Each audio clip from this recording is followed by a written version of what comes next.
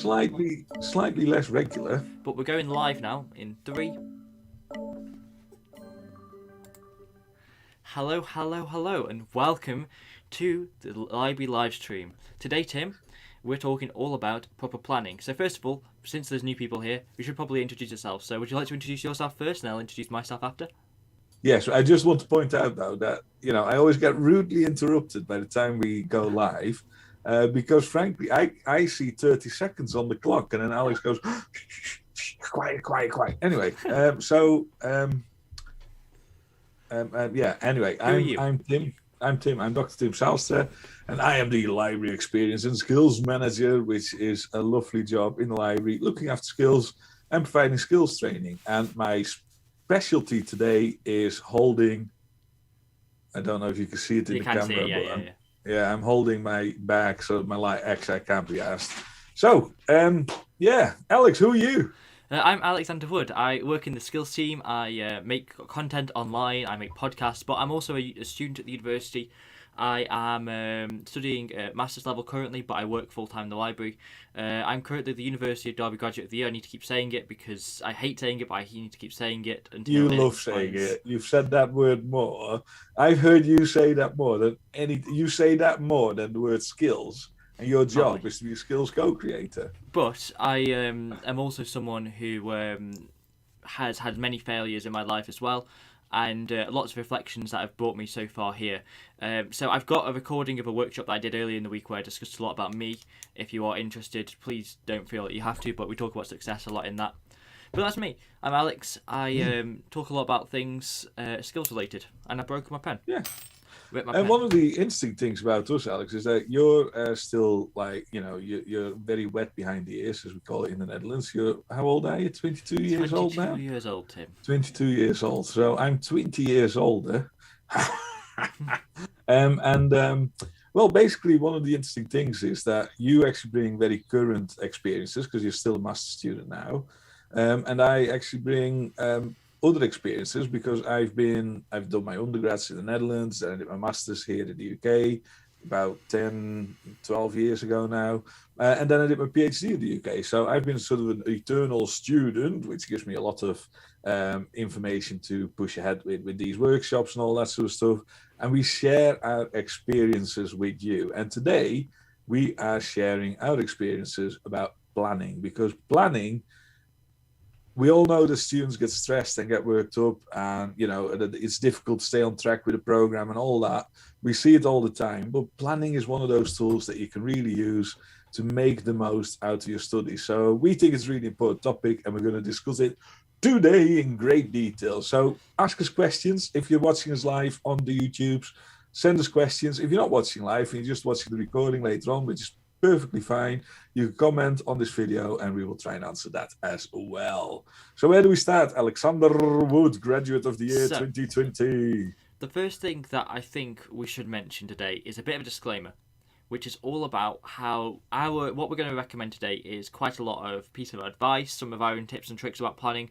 But the first disclaimer that we'd like to get out of the way today is me and Tim will probably disagree about planning because we use different methods, because we're different people.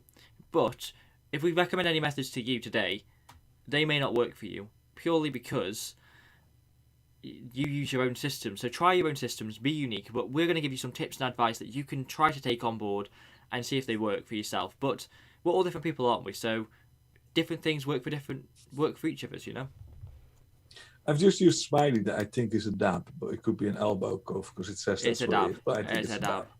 Yeah, yes, it's a dab. It's when we used to be cool in the 2010s.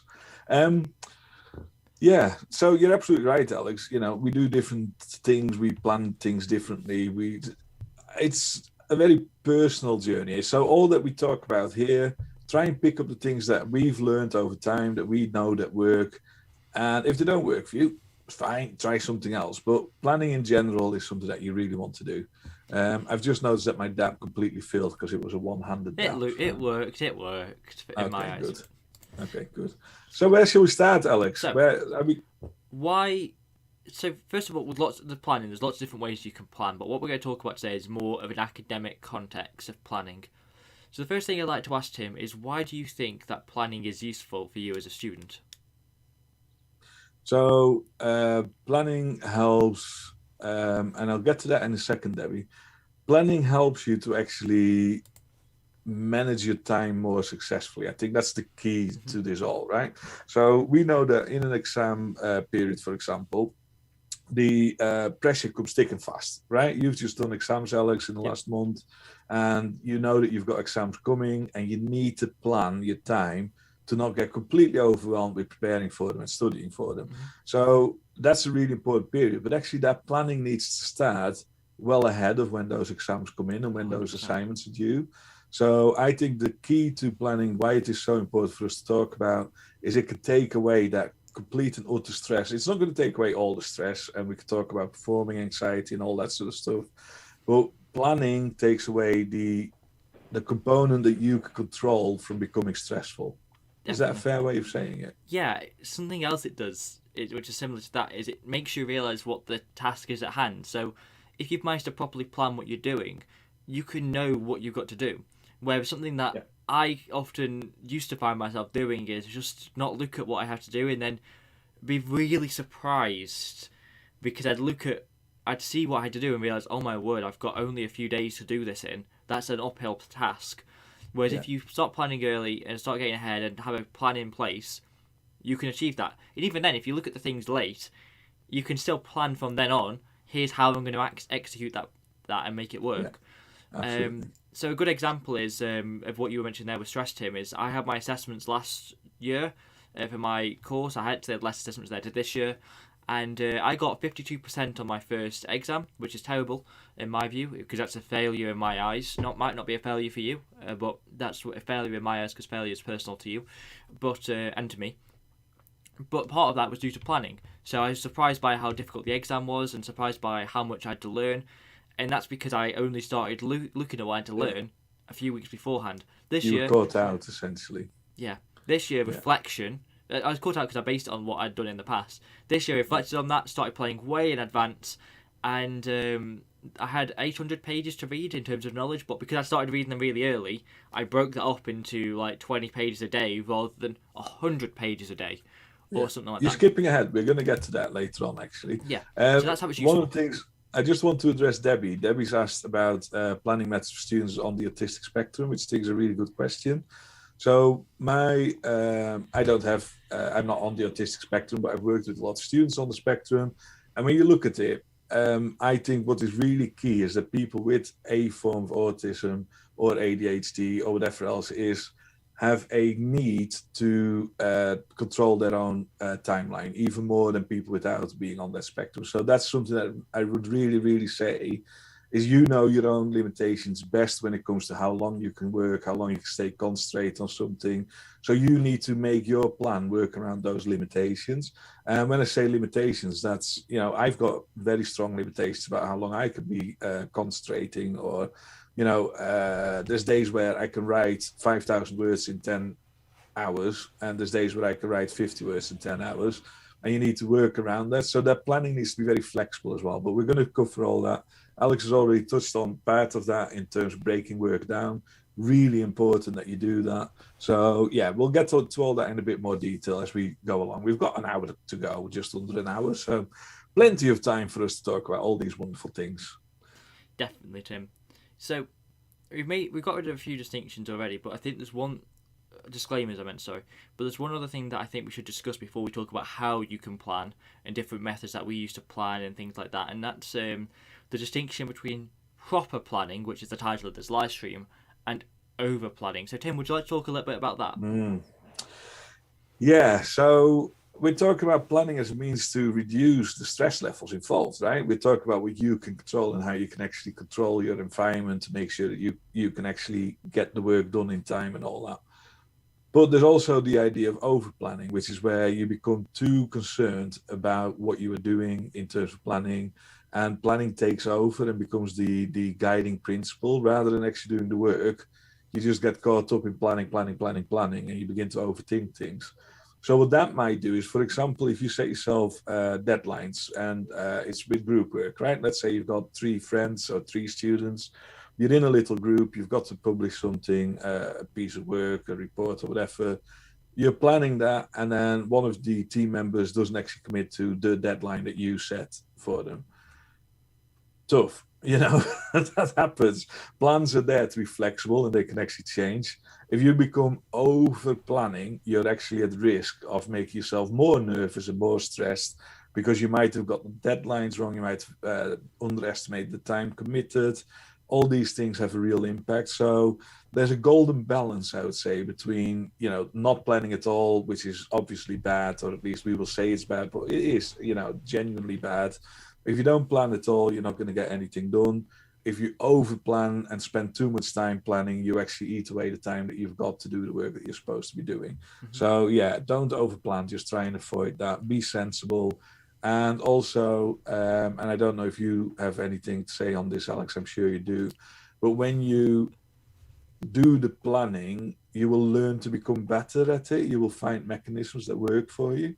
So do you want to highlight some of those? I think we're probably jumping ahead a little. I'd just like to go back a little bit about over planning and the balance that you mentioned earlier, and then I can talk about the thing after, which is methods that people can use to plan. So in terms of the balance, you mentioned earlier about how I've already said you mentioned earlier about the golden balance, but first of all, if you underplan, that can cause stress because you have too much to do in a short period. If you overplan, that can cause stress if things don't go to plan. So for me, this is personal to me. I tend to try and add flexibility in there, but also to not add things that can't be adapted. So let's say in this live stream, for example, or also in any presentation you do, something you can do is you can write a script, but that over planning in that sense doesn't help you because you lose the rawness and the emotion that comes with having a plan.